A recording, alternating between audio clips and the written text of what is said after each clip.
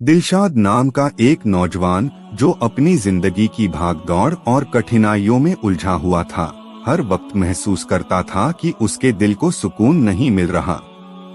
वह दिन रात अपनी नौकरी और दुनिया की चीजों के पीछे भागता रहा, लेकिन उसे यह समझ नहीं आ रहा था कि असली खुशी और चैन कहाँ मिलेगा।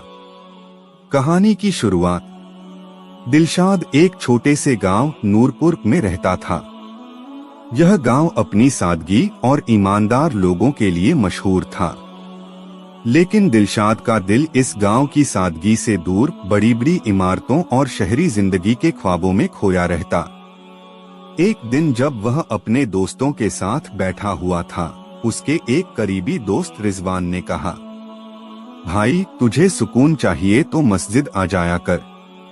अल्लाह के घर में ही वो सुकून है जो इस दुनिया की किसी चीज में नहीं मिलेगा। दिलशाद ने इस बात को मजाक में उड़ा दिया और कहा, सुकून? ये तो सिर्फ अमीरों के पास होता है।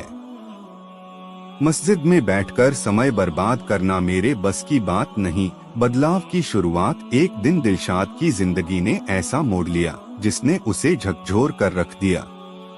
उसकी माँ, जो उसकी जिंदगी का सहारा थी, अचानक बीमार हो गई। डॉक्टर ने कहा कि उनकी हालत बहुत नाजुक है। यह सुनकर दिलशाद के पैरों तले जमीन खिसक गई। वह अपनी माँ के पास बैठकर रोने लगा। उसकी माँ ने हल्की आवाज में कहा, बेटा, जिंदगी में जो भी हो, अल्लाह पर भरोसा रखना और अल्लाह से दुआ मांगने में कभी देर मत करना। उनकी ये बातें दिलशाद के दिल में गहराई तक उतर गईं। मस्जिद का सफर। अगली सुबह दिलशाद पहली बार मस्जिद गया। वहाँ की शांति और नूरानी माहौल ने उसे ऐसा महसूस कराया जैसे वह किसी और ही दुनिया में आ गया हो। इमाम साहब ने नमाज के बाद एक ऐसी बात कही जिसने उसके दिल को छू लिया। जब इंसान अपने रब के सामने झुकता है तो उसकी हर परेशानी हल हो जाती है, क्योंकि वही हमारे गुनाह माफ करने वाला और दुआएं सुनने वाला है। दिलशाद ने पहली बार दिल से नमाज पढ़ी और अल्लाह से अपनी माँ की सेहत के लिए दुआ मांगी। दुआ का असर। कुछ दिनों बाद दिलशाद की माँ की हालत में सुधार होने लगा। डॉक्टर भी हैरान थे कि यह चमत्कार कैसे हुआ।